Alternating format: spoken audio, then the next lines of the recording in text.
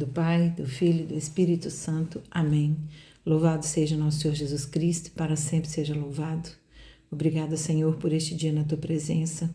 Que o Senhor possa nos encher de Tuas bênçãos para que possamos, na nossa pequena humanidade, nos alimentarmos de bom ânimo para perseverarmos contigo, Senhor.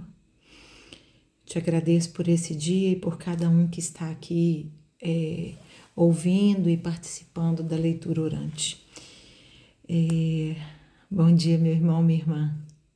Que alegria podermos estar de novo na presença do Senhor e que nós possamos clamar a Deus que Ele não seja uma visita na nossa vida, mas que Ele seja um morador permanente, que Ele faça morada no nosso coração. As leituras que a igreja nos traz hoje, a primeira leitura está em Deuteronômio 4, do 32 ao 40. O Salmo é o 76, entre parênteses 77, e o Evangelho é o de Mateus 16, do 24 ao 28.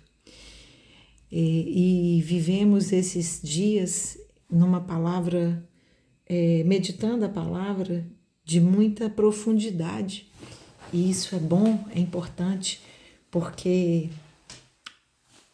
Deus nos chama a sair das águas rasas, a nos aprofundarmos mais na Tua presença, no conhecimento, na oração. Deus nos chama a caminhar mais para perto dEle, né? E a leitura orante, ela nos traz isso. Não é só uma leitura, mas é uma reflexão, o que nos leva a um momento de oração. E o que a leitura das 3 passagens que a igreja nos propõe hoje, nos toca no coração, por inspiração do Espírito Santo, é que onde há cruz, há Jesus. E é um desafio refletirmos sobre isso, porque muitas vezes queremos rejeitar as dores, os sacrifícios, os momentos difíceis, mas as leituras hoje vão nos mostrar, nos inspirar, que se estamos vivendo momentos de cruz, nós estamos com Jesus, desde que a gente não negue essa cruz, desde que a gente acolha e a entregue ao próprio Deus, que é aquele que vai nos ajudar a passar por ela. O deserto para o povo antigo era a cruz que eles tinham que passar. Muitos não passaram. O deserto era a cruz, e a terra prometida era a ressurreição. E hoje nós vivemos isso em grandes doses, pequenas doses da nossa vida. Passamos por Calvário, desertos, mas o resultado final é o que nos leva ao encontro com Deus. Precisamos crer nisso. A primeira leitura de hoje, então, está lá em Deuteronômio, né? E Moisés está em seu primeiro discurso, num discurso de exortação à obediência, né? Moisés estava ali falando para aquele povo como Deus é grande, único, um Deus fiel que não nos abandona, que não os abandona, que falou com eles através do fogo, que deu libertação, que separou este povo dentro de outros povos, né? O povo eleito vivia entre outros povos, entre outras nações, e Deus destaca esse povo, né? Então Moisés está lembrando, porque às vezes a gente precisa lembrar mesmo que somos filhos amados, escolhidos, e que Deus sabe quem somos. Deus sabe nosso nome, e às vezes precisamos lembrar disso. Moisés estava lembrando disso para esse povo, né? E Deus deu ali sinais, deu provas, prodígios, libertação. A mão poderosa de Deus libertou aquele povo de uma escravidão, e aquele povo, ele vivia uma cegueira de que o que ele vivia era uma escravidão. Enquanto caminhava com Deus, eles ainda viviam essa cegueira da escravidão. Quantas vezes na nossa vida a gente também está apegado a algo que nos escraviza, como maus hábitos ao longo da nossa vida e que nos mantém cegos para nos mostrar que a liberdade está diante de nós, né? E muitas vezes nos apegamos a um mau relacionamento, seja relacionamento a dois, seja um relacionamento de amizade, seja qualquer tipo de relacionamento, quando nos vemos apegados a essas situações em que nos são tóxicas, escravizantes, né? Às vezes um trabalho, às vezes um mau hábito, como droga, como o álcool, né? Acho que cada um de nós pode se lembrar aí algum momento de vício que já viveu e que Deus quer nos libertar. Mas para isso nossas escamas precisam cair. A gente precisa entender que aquele tempo não era bom. E esse povo, ele ainda fala, né? Se fosse para passar fome, nos deixasse lá no Egito. Quantas vezes nós nos valemos dessa ingratidão, né? Esquecemos que Deus nos libertou, muitas vezes de maus hábitos alimentares, maus hábitos que são contrários ao que a igreja nos propõe, né? Queremos estar na igreja, queremos viver nossa vida católica, mas vivemos apegados a superstições, né? A amuletos. Então precisamos refletir sobre isso, né? Não podemos passar batido por essas coisas mais, porque somos um povo que Deus escolheu, né?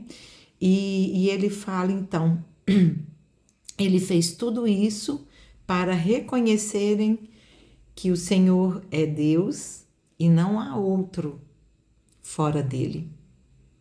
Porque ele amou os teus pais, e aí é Moisés falando, né? E ali então quer dizer que Moisés já estava falando para uma outra geração, que não foi aquela saída do Egito. Já foi uma geração, porque foi um período de 40 anos, né? Jesus foi 40 dias no deserto para passar por tanta coisa, né? E aí Moisés está ali lembrando, Deus os tirou do Egito, lhes deu suas terras como herança, né? Para que eles se lembrassem que o Senhor é Deus e não há outro. E ele diz, aí vem uma chave importante para nós. Observa tuas leis e mandamentos para que sejam felizes. Olha como a felicidade, ela está, a felicidade plena em Cristo, né? Plena em Deus, plena na promessa do céu, ela está baseada em reconhecermos Deus como nosso único, não há outro, e observarmos suas leis, seus mandamentos. E Jesus diz, eu não vim para abolir a lei, eu vim para aperfeiçoar. Quando Jesus marca o mandamento do amor, para que nós possamos, então, sermos felizes. E olha que importante isso aqui que está lá em Deuteronômio. Moisés fala, tu e teus filhos. A promessa de felicidade a partir da fidelidade não é só para mim, é para mim e para minha família. Então nós precisamos tomar posse de que, mesmo que na sua casa, na minha casa, onde for, caminhemos sozinhos em direção a Cristo, junto da igreja, essa salvação vai alcançar a nossa família e nós clamamos a Deus por isso. Porque se em tempos difíceis, que é como o que aquele povo estava vivendo, né? Esquecemos quem somos, e somos filhos de Deus, né? Nós nos afastamos do Pai e cairemos. Lembra? A brasa, ela está aquecida quando ela está no fogo. Quando a brasa sai do fogo, ela esfria e apaga. E isso representa a presença de Deus na nossa vida, né? E aí a gente fica com essa reflexão, né? Moisés estava falando ali já para outra geração. Será que com o tempo a gente esquece as bênçãos de Deus na nossa vida e começamos a banalizar tudo o que temos como se fôssemos nós que tivéssemos conquistado aquilo? Será que estamos banalizando a presença de Deus que tem que ser glorificada todos os dias? Vamos pensar sobre isso, porque Deus elegeu um povo, Ele nos chama de filho, é para lembrarmos que Ele é o nosso Criador, né? Então, não vamos tirar isso da nossa vida todos os dias, não vamos banalizar, para que todos os dias nós possamos dar glória a Deus e agradecer a Ele pela vida que temos. O Salmo vai nos falar da esperança no meio da calamidade. O Salmo ele vem dar aquela confirmada na primeira leitura, né? O salmista ele fala que em tempos conturbados e difíceis nós precisamos mais ainda resgatar que foi Deus que com a força do braço dele e não do nosso nos libertou, nos apresentou a liberdade. E aí vamos pensar, né? E aí o salmista ainda vai dizer: penso em vossas maravilhas e aí me reanimo a partir mesmo na calamidade. Quando eu penso nas maravilhas, no que eu já vivi com Cristo, eu me reanimo no momento difícil, porque Ele é uma passagem que vai nos levar à salvação. Todo deserto vai levar à terra prometida. Todo calvário vai levar à ressurreição. Então nós precisamos confiar nisso. E aí no Evangelho, né? Ali estamos no contexto em que Jesus está anunciando, né? Pela primeira vez a paixão, o que ele vai sofrer, né? Aí Pedro fala, Pedro reconhece Jesus como Filho de Deus e Jesus fala: tu és pedra e sobre esta pedra edificarei a minha igreja. Mas Pedro, então, a humanidade de Pedro, o apego de Pedro, o leva depois a desejar que Jesus não passe pela cruz, mas passar pela cruz é vontade de Deus, porque se há cruz, há Jesus. E a vontade de Deus, ela precisa prevalecer. E aí, por Pedro fazer isso, Jesus fala: pedra de tropeço, chama Pedro de Satanás. Afasta-te de mim, Satanás. Não que Pedro seja Satanás, mas que naquele momento em que Pedro rejeita a vontade de Deus, Pedro estava sendo uma pedra de tropeço para que a palavra de Deus seja cumprida.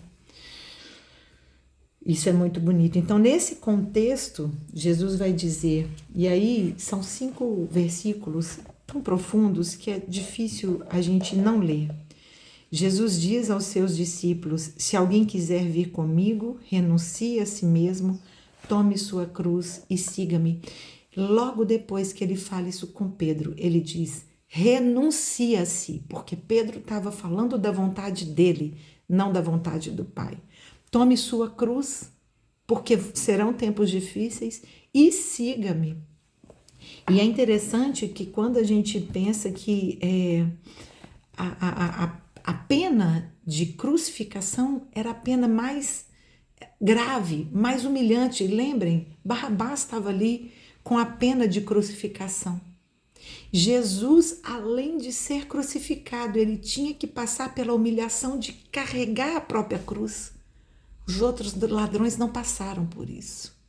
Então, tome sua cruz é caminhar pelo Calvário. Porque ali vão ter tempos difíceis, a crucificação foi muito difícil, mas o que veio depois dela foi a ressurreição, foi a vinda do Espírito Santo. Então, essa palavra ela é forte, porque ela está nos anunciando isso, né? Tome sua cruz, caminhe comigo e siga-me, tome sua cruz. Ai, gente, é muito, muito bonito, leia de modo meditativo, reflexivo essa palavra, porque aquele que quiser salvar sua vida irá perdê-la. Veja, pensando aqui, Judas quis salvar sua vida, ele não quis passar pela dor, mas ele perdeu sua vida. O Espírito Santo me toca agora com essa lembrança. Judas quis salvar sua vida e ele perdeu. E aqueles que caminharam com Jesus, eles tiveram a sua salvação. Meu Deus. Que servirá o homem ganhar o mundo? Vamos pôr aqui o exemplo de Judas, mas vamos trazer para a nossa vida também. Que servirá o homem ganhar o mundo inteiro se prejudicar sua própria vida? E aqui vida é a sua vida eterna, prejudicar a sua salvação, né? De que adiantará? Que servirá, ou que dará um homem em troca de sua vida? Judas não vendeu Jesus, ele vendeu a própria vida. Uau! Porque o Filho do Homem há de vir na glória de seu Pai com seus anjos, e então recompensará a cada um segundo sua obra. E olha só, se Jesus está falando de tomar sua cruz para segui-lo, ele está dizendo que a obra, ele está nos dando uma pista. A obra que hoje fazemos tem a ver com a cruz que carregamos. Uau! A obra tem a ver com a cruz e a cruz nos leva a Jesus. Meu Deus! Obrigado, Espírito Santo, por este momento. E aí, então, ele continua aqui, mas nós vamos concluindo dizendo que a pena da cruz é a pena da humilhação. Carregar a cruz para o Calvário é expor a humilhação pública. E não é à toa que Jesus está falando e está fazendo isso. Ele está pedindo que a gente se esvazie de nós mesmos, para que Ele possa nos encher. Nos esvaziar de nós mesmos, muitas vezes, é passar por situações de profunda humilhação. E como isso é difícil, clamamos ao Espírito Santo que nos dê coragem para sermos humildes diante de uma discussão, diante de uma ofensa, diante de uma acusação, para que aquele que vai nos levantar é o Cristo. E se ele foi humilhado, nós também podemos ser, devemos ser, porque ele nos mostrou o caminho e nós queremos seguir. Onde há cruz, há Jesus. Louvado seja nosso Senhor Jesus Cristo e para sempre seja louvado. Nossa Senhora de Lourdes, rogai por nós, em nome do Pai, do Filho e do Espírito Santo. Amém.